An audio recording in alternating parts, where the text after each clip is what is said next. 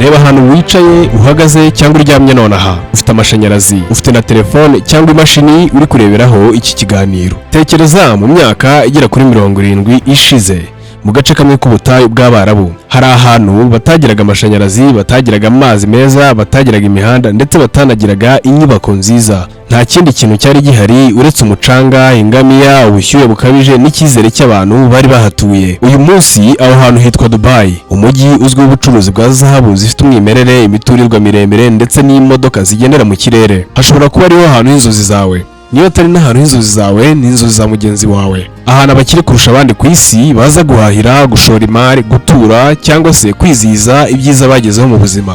Ni gute agace gato twageranye n'umudugudu wo mu butayu wari ukennye kandi udafite peteroli wahindutse umwe mu mijyi ikize, ifite ubwiza n'iterambere ritangarirwa na bose ku isi? Ese ibi byabayeho kubw'amahirwe cyangwa ni ukubera peteroli? Igisubizo ni oya. Hari ibintu birenze ibyo bigomba kuba byarabayeho: kugira icyerekezo, kugira ubuyobozi bwiza, gufata risk no kwizera ko n'ubutayu bushobora guhinduka paradizo. Muri iyi video ngiye kugutembereza mu bihe bya Dubai, igihe abantu baryamaga munsi y'ibiti, igihe Dubai itari yagatangiye kuberamo ubucuruzi bw'imirimbo nta mafaranga, igihe byari binagoye kumva ko izaba uko imeze uyu munsi, uko baje kuvumbura ko bafite peteroli nk'umutungo kamere, uko Dubai yubatse ubwami bwayo gahoro gahoro kugeza igihe yahindukiye umujyi mpuzamahanga w'akataraboneka mu by'ubukerarugendo, ubucuruzi n'ikoranabuhanga tuzi uyu munsi. Iyi si inkuru y'amateka gusa, ni inkuru y'impinduka zitangaje, impinduka zashobokaga gusa mu bitekerezo by'abantu bake. Uyu munsi ni umwe mu mijyi ikize cyane ku isi. Muri iyi video uramenya inkuru yose ya Dubai, uko yazamutse, uko yahindutse igatangira kuba icyitegererezo ku isi yose. Icara utuze wumve neza iyi nkuru, uyihereze umwanya uhagije, uraza kunshimira nyuma. Ariko mbere yuko dutangira inkuru yacu, ubanza ukore subscribe, tujye tubana no mu bindi biganiro byacu. Nguhaye ikaze.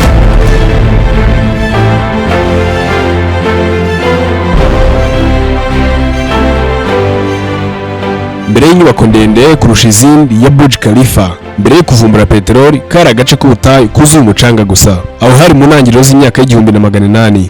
Icyo gihe aho twita Dubai uyu munsi hari umudugudu muto utuwe n'abarobyi ku nkombe z'ibigo by'Abaperesi. Hari umugezi wihariye witwaga Dubai Creek, ari nawo watumye abantu bahatura kuko wabafashaga mu buhahirane no mu mibereho. Abaturage baho bari abantu boroheje ariko bakomeye ku gace kabo, bashoboye kwihanganira ubuzima bwaho. Benshi bakomokaga mu bwoko bwa Bani Yas, bayoborwaga n'umuyobozi witwaga Sheikh Maktoum bin Buti. Mu mwaka w'1833 Sheikh Maktoum n'abagera kuri 800 bo mu bwoko bwe barimutse bava i Abu Dhabi, baza gutura hafi ya wa mugezi witwa Dubai Creek. Bashakaga kubaho mu mahoro bakora ubucuruzi mu bwisanzure. Batangiye kubaka umuryango muto w'abaturage hafi y'uwo mugezi, ari naho habaye intangiriro ya Dubai. Ubuzima bwaho bwari bugoye, ubushyuhe bwaho bukabije, amazi meza yari imboneka rimwe, bagombaga gucukura amariba cyangwa kugenda intera ndende mu gihe babaga bashaka amazi. Nta mihanda yahabaga, nta mashuri, nta bitaro. Ingamiya nizo zakoreshwaga mu gutwara abantu n'ibintu.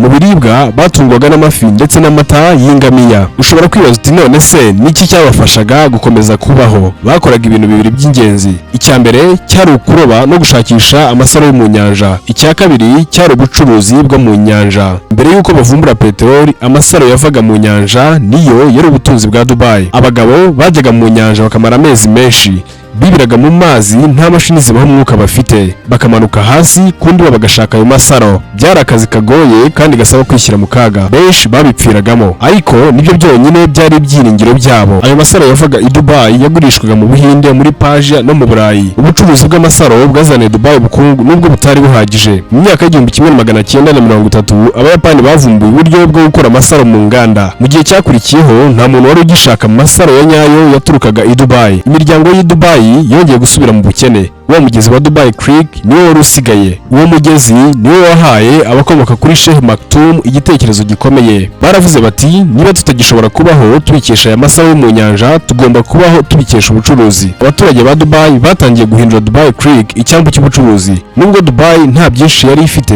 abacuruzi baturukaga mu Buhinde, muri Iran, muri Afurika y'Iburasirazuba ndetse no mu Burayi batangiye gukoresha icyo cyambu. Iki cyambu impamvu abantu baturutse mu bihugu bitandukanye bahisemo kugikoresha ni ukubera ko abayobozi ba Dubai batabashyiriragaho imisoro iremereye. Byari byoroshye kuhakorera ubucuruzi. Buhoro buhoro isi yatangiye kubimenya. Mu 1892 Dubai yasinyanye amasezerano n'Ubwongereza. Ayo masezerano yari ayo kuyirindira umutekano. Dubai yemeye kutazagirana amasezerano n'ibindi bihugu ibyo ari byo byose usibye Ubwongereza. Byari intambwe nto ariko yari intambwe yari kuzabafasha. Abayobozi ba Dubai bahoraga batekereza kure. Muri icyo gihe nibwo umugabo wagombaga guhindura amateka ya Dubai yabonetse, yitwaga Sheikh Rashid bin Said Al Maktoum. Ese uyu yari nde? Yari igikomangoma cy'umwami wa Dubai w'icyo gihe, yavutse mu 1912. Rashid yari atandukanye n'abandi. Mu gihe abantu binubiraga ubuzima bugoye, we yaragendaga akicara ku nkombe z'umugezi wa Dubai Creek akareba amato yinjira, agatekereza icyo yakora cyahereza Dubai ahazaza heza. Yizeraga ko bashobora kuba badafite peteroli ariko bafite ibitekerezo. Yizeraga kandi ko nibubaka ibintu byabo neza isi yose izabagana. Ibyo yizeraga ni nabyo yakoze. Mu myaka y'1940 Dubai yari ikiri umudugudu w'ubucuruzi busanzwe. Ubukungu bwari bugicumbagira. Inkunga ndetse n'ubufasha bahabwaga n'Abongereza yari iri kugenda igabanuka. Sheikh Rashid nibwo yatangiye gutegura ibikorwa remezo. Icyo gihe wa mugezi wa Dubai Creek wari uri kugenda usibangana. Amato manini ntiyaragishobora kuwinjiramo. Abacuruzi batangiye kuhava gahoro gahoro, ariko Sheikh Rashid yatekereje ikindi kintu yahakorera. Yafashe icyemezo cyo kuguza amafaranga kuri Kuwait kugira ngo bacukure Dubai Creek bayigire ndende ku buryo amato manini yashoboraga kuyinjiramo. Iyo bitagenda neza Dubai yari kujya mu myenda ku buryo byari kugorana kuyishyura, ariko byagenze neza. Dubai Creek imaze kwaguka, amato manini y'imizigo aturuka mu Buhinde, Afurika na Iran yatangiye kugaruka i Dubai. Ubucuruzi muri Dubai bwaratumbagiye, abacuruzi baragaruka, ubukungu bwa Dubai butangira kongera kuzamuka kubera icyo cyemezo. Nyuma yo kubaka neza iki cyambu cyo kuri uwo mugezi, Sheikh Rashid yibanze ku bikorwa remezo. Yatangiye kubaka imihanda akoresheje abakozi bo mu gihugu n'imashini zoroheje. Yubaka amashuri ashishikariza Abanyadubai kwiga gusoma no kwandika. Yubatse ibitaro, azana amashanyarazi ndetse n'amazi meza. Yazanye abenjeniyeri baturutse mu mahanga kugira ngo bamufashe kuvugurura uyu mujyi. Uyu mugabo yubakaga buri kintu atekereza ku cyo kizamara mu hazaza. Abantu bo muri Dubai bambaraga imyambaro yoroheje y'umweru yitwaga kandula, naho abagore bakambara imyambaro miremire y'umukara yitwaga abaya. Mu mpeshyi abantu baryamaga hejuru ku bisenge by'inzu kugira ngo babone akayaga kabafasha kugabanya ubushyuhe bwo mu butayu. Abenshi mu baturage ntibari bazi gusoma no kwandika. Amazi babaga bafite aho ngaho bayabikaga mu nkono z'ibumba. Mu 1966 nyuma y'imyaka myinshi y'ubuzima bugoye bwo mu butayu, havumbuwe peteroli mu gace kitwa Fateh Oil Field kari hafi y'inyanja muri Dubai. Dubai ntiyari ifite peteroli nyinshi nk'iyari muri Abu Dhabi, ariko Sheikh Rashid yakoresheje ayo mafaranga make yavuye muri iyo peteroli ntiyayashora mu kwinezeza, ahubwo ayashora mu kubaka ejo hazaza h'igihugu. Niki yubakishije ayo mafaranga?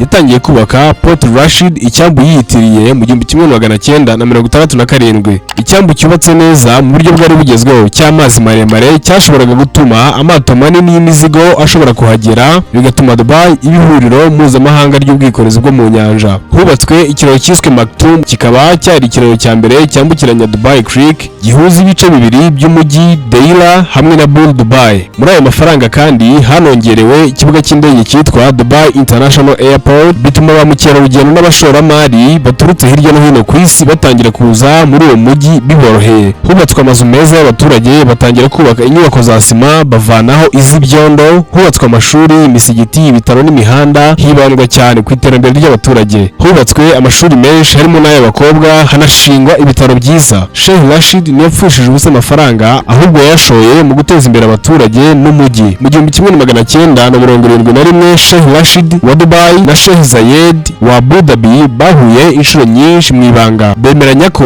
niba bashaka amahoro n'iterambere bagomba kwishyira hamwe bakabiharanira. Ku itariki ya 2 Ukuboza 1971 nibwo Emirati zirindwi zishyize hamwe zishyiraho igihugu cyitwa United Arab Emirates. Izo zari Abu Dhabi, Dubai, Sharjah, Ajman, Al Quwain, Fujairah na Ras Al Khaimah. Yinjiye mu mwaka w'1972. Abu Dhabi yabaye umurwa mukuru, ariko Dubai iba agace k'ubucuruzi n'udushya. Buri Emirati yagumanye ubwisanzure bwayo, ariko zose zikora ziri munsi y'ibendera rimwe, perezida umwe n'igihugu kimwe. Sheikh Zayed yibanze ku gukoresha umutungo wa peteroli wa Abu Dhabi mu guteza imbere igihugu, naho Sheikh Rashid yibanze ku kubaka ubukungu butishingikirije kuri peteroli kugira ngo Dubai izabe ifite ejo hazaza heza. Bemeranyije kubaka imihanda ihuza Abu Dhabi na Dubai, gusangira umutungo kamere bahuriyeho no gufungurira amarembo isi yose. Aha niho izamuka rya Dubai ryatangiriye. Sheikh Rashid yari azi neza ko peteroli itazahoraho, niyo mpamvu yatangije umwe mu mishinga minini y'ubwubatsi mu bihugu by'Abarabu. Icyambu cya Jebel Ali kiri ku birometero 35 uvuye mu mujyi rwagati wa Dubai. Abantu benshi ntibumvaga ukuntu yakubaka icyambu kinini mu butayu. Yari afite igitekerezo cyo kubaka ibintu byagira akamaro no mu myaka 50 yari iri imbere. Icyambu cya Jebel Ali cyaje kuba icyambu kinini mu mateka cyubatswe n'abantu ku isi, cyahujwe n'agace k'inganda, gituma amato aturuka hirya no hino ku isi ashobora kuhapakururira imizigo, inganda zikahakorera nta misoro myinshi zitanga, n'ibicuruzwa bikoherezwa hirya no hino ku isi. Byahaye akazi abantu ibihumbi, byinjiza amamiliyari mu bucuruzi, kandi biba umusingi w'ubwami bwa Dubai mu bijyanye n'ubwikorezi n'ubucuruzi mpuzamahanga. Mu mwaka w'1985 umuhungu wa Sheikh Rashid,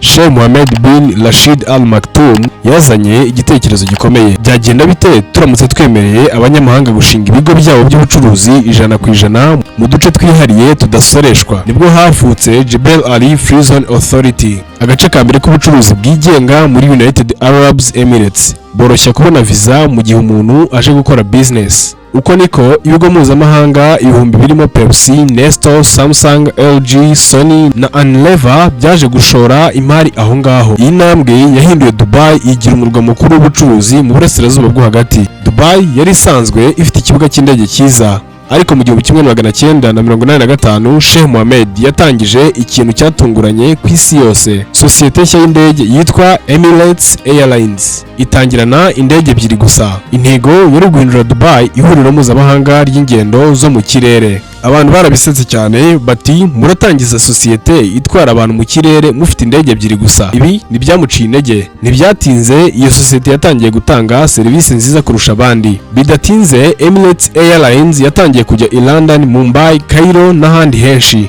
Mu myaka y'1990 Emirates yabaye imwe mu masosiyete y'indege akomeye ku isi, ikajya izana ba mukerarugendo n'abashoramari babarirwa muri za miliyoni muri Dubai buri mwaka. Mu ntangiriro z'1990 leta yatangiye kubaka amahoteli y'akataraboneka n'ahantu ho kuruhukira ku nyanja. Hatangijwe iminsi mikuru yo guhaha nka Dubai Shopping Festival. Dubai yatangiye kwamamaza ko ari ahantu heza hahuza umuco ndetse n'iterambere. Ba mukerarugendo batangiye kujya baza kuhasura, bitangira ari ibihumbi, nyuma baba amamiliyoni. Mu myaka y'1990 nanone Dubai yatangiye gukoresha ikoranabuhanga rigezweho. Hubatswe umuyoboro wa mbere w'itumanaho muri ako karere. Internet za telefone zigendanwa nibwo zari zigitangira gukoreshwa. Imashini za ATM mu buryo bwo kwishyura hakoreshejwe amakarita na serivisi zo kuri internet byatangiye gukoreshwa mbere y'ibindi bihugu by'abaturanyi. Dubai ntiyateye imbere mu nyubako gusa, yateye imbere no mu mitekerereze y'abanyadubai.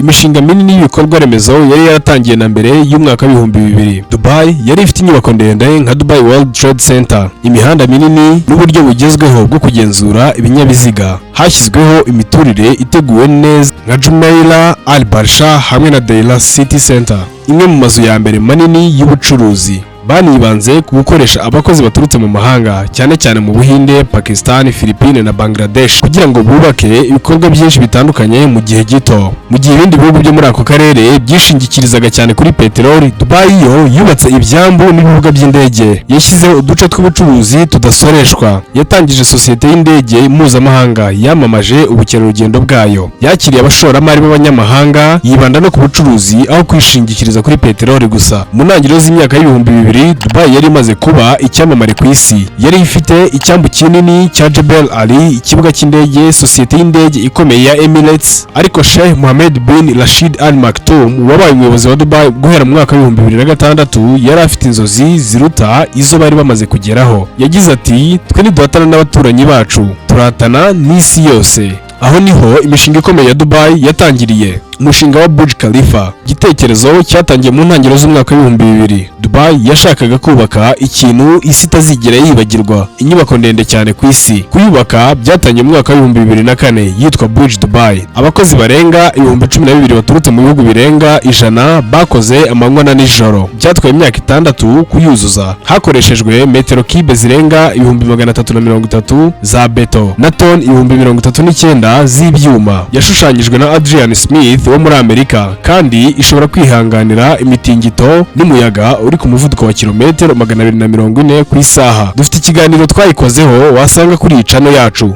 Mu mwaka wa 2010 yafunguwe ku mugaragaro, ihindurirwa izina iba Burj Khalifa. Ibi ngibi babikoze mu guha icyubahiro Sheikh Khalifa bin Zayed wafashije Dubai mu bibazo by'ubukungu by'umwaka wa 2009. Ifite uburebure bwa metero 828, amagorofa 163, hoteli ya Rumani, amazu yo guturamo ndetse n'ibiro by'amasosiyete atandukanye. Burj Khalifa yabaye ikimenyetso cy'intego ya Dubai ndetse iba n'ubutumwa bwo kubwira isi ko nta kidashoboka. Kimwe mu bitekerezo bikomeye kurusha ibindi byatekerejweho ni ikirwa cyakozwe n'abantu gifite ishusho y'igiti cy'umukindo cyubatswe mu nyanja cyiswe Palm Jumeirah. Cyatangiye kubakwa mu mwaka wa 2001 kirangira mu mwaka wa 2006. Hakoreshejwe amabuye afite metero kibe zirenga 5,500,000. Ifite amashami 16, igice kimeze nk'ukwezi n'igice cyo hagati. Iki kirwa kirimo amazu ahenze cyane, amahoteli y'inyenyeri 5 nka Atlantis de Palm, restaurant, inyanja hamwe n'amasoko. Nk'aho ibyo bidahagije,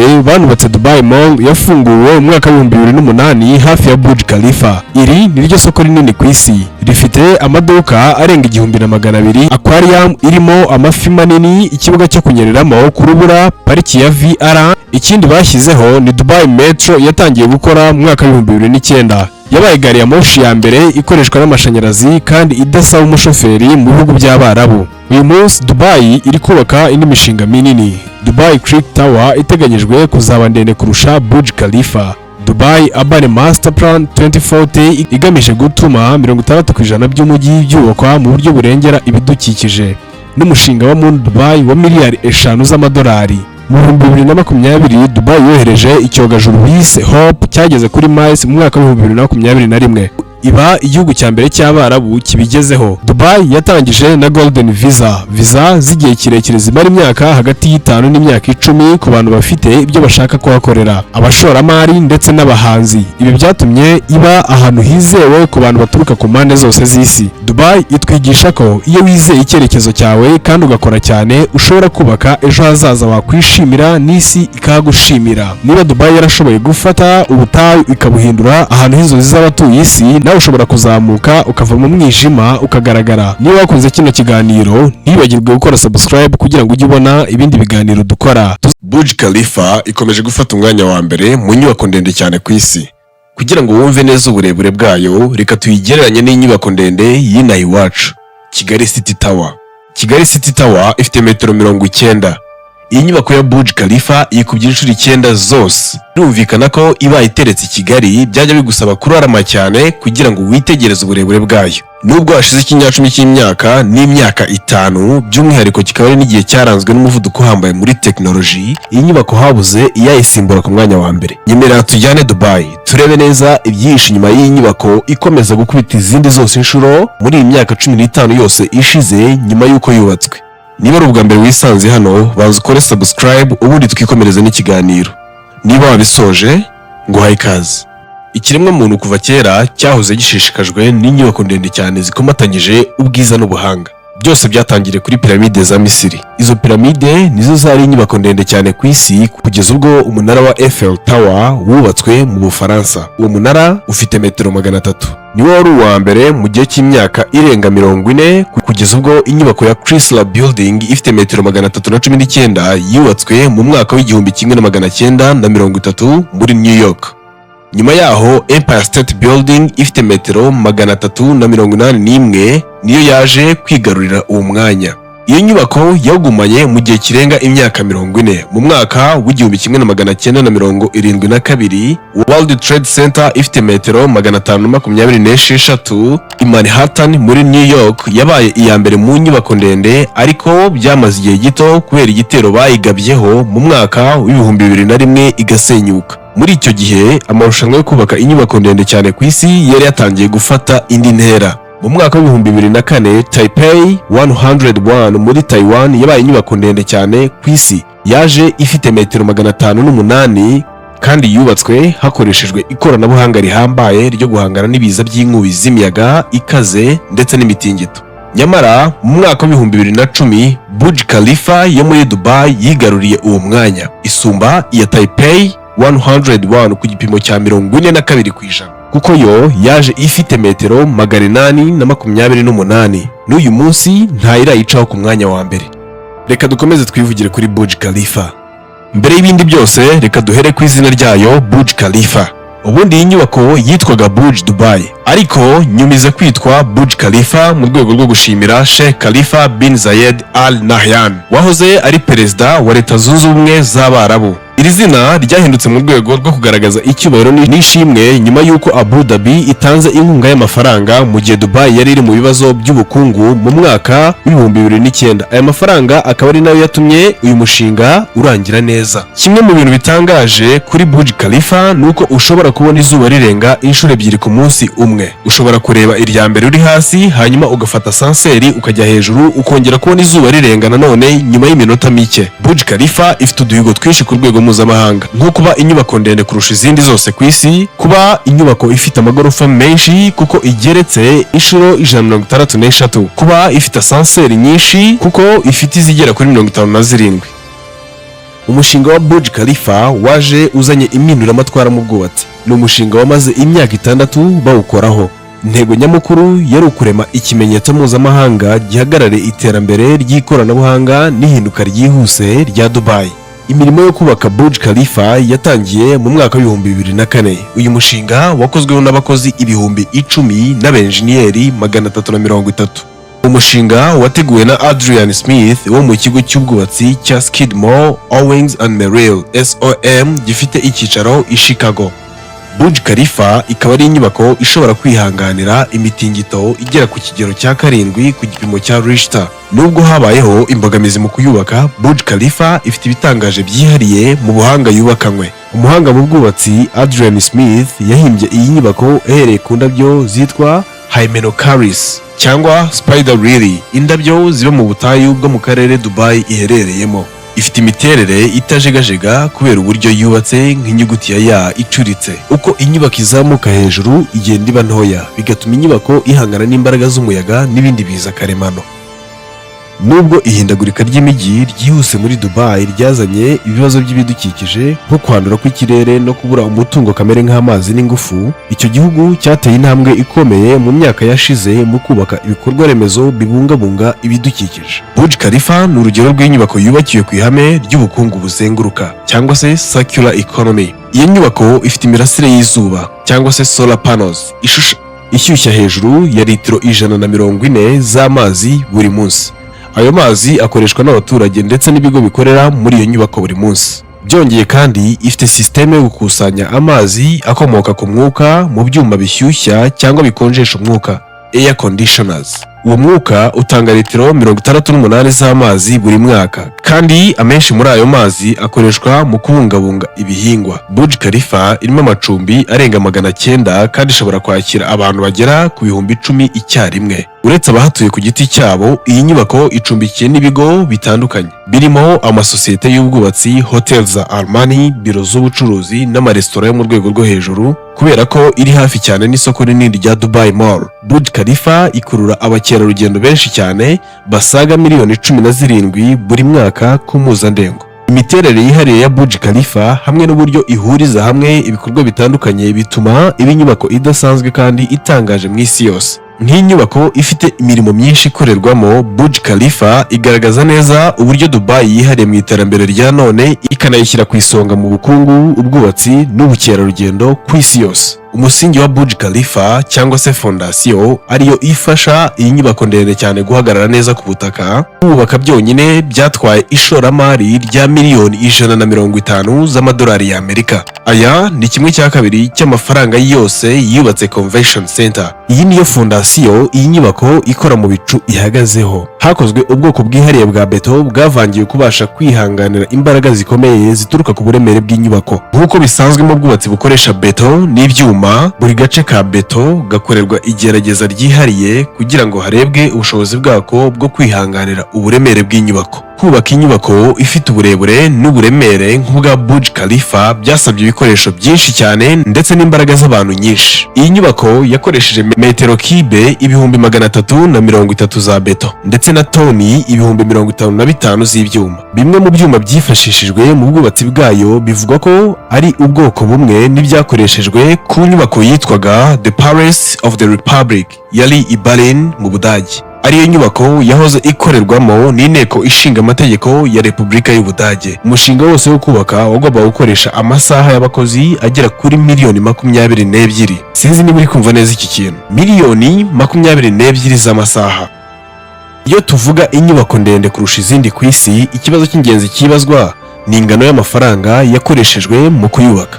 Kuri Burj Khalifa byasabye ishoramari rinini kubera ubunini bwayo. Mu gihe cy'imyaka irenga 6 byafashe kugira ngo yuzure, igiciro cyose cy'inyubako cyageze ku madolari arenga miliyari 1 na miliyoni 500. Ayo mafaranga yose yari arimo ikiguzi cy'igishushanyo, ibikoresho, imirimo y'abakozi ndetse no kuyobora umushinga wose kugira ngo urangire. Mu magambo make, Burj Khalifa ni inyubako idasanzwe. Nyamara nyuma y'ubwiza bwayo buhebuje, iyi nyubako yagize ibibazo by'amagambo ayinenga cyangwa se critics. Hari abavuga ko ihagarariye ubusumbane mu bukungu, cyane cyane ku bakozi babimukira bavuga gukorera muri kondisiyo zigoye kandi badahembwa neza. Abandi bayishyira mu majwi ku ngaruka zayo ku bidukikije. Bavuga ko ikoresha amashanyarazi menshi ndetse n'amazi menshi cyane kugira ngo iyi nyubako ibashe kubaho muri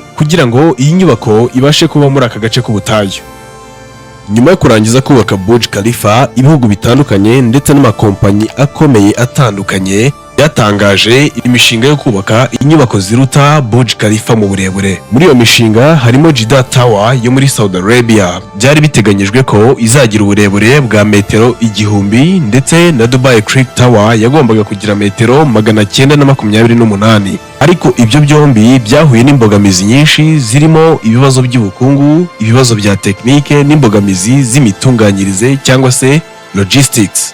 Urugero, Jeddah Tower yari iteganyijwe kurangira mu mwaka wa 2019, yatinze inshuro nyinshi kandi ubu biteganyijwe ko izarangira mu mwaka wa 2025. Kubaka inyubako iruta Burj Khalifa bisaba igihe kirekire cyane n'amafaranga menshi ndetse no kuba ufite ubumenyi buhanitse mu by'ubwubatsi n'ikoranabuhanga. Izi mbogamizi zose zatangiye kuba impamvu nyamukuru ituma Burj Khalifa iguma ku isonga nk'inyubako ndende kurusha izindi ku isi, ndetse ikomeza kuba ikimenyetso gihamye cy'ubushobozi bw'ikiremwa muntu. Burj Khalifa ikomeje kuba inyubako ndende kurusha izindi ku isi, atari gusa kubera uburebure bwayo budashobora guhita burengwa, ahubwo kubera inkuru yayo y'ubushobozi, udushya n'ishyaka ridashira ryo kugera ku byiza kurushaho. Nubwo habayeho inshuro nyinshi zigerageza kuyisumba mu burebure, Burj Khalifa iracyari igitangaza cy'isi y'iki gihe. Yerekana neza ubushobozi budafite umupaka bw'ubwubatsi bugezweho n'ubushobozi bw'ikiremwa muntu mu gukora ibintu by'akataraboneka. Ndagushimira kuba wageze ku musozo w'iki kiganiro. Niba hari igitekerezo ufite waduha,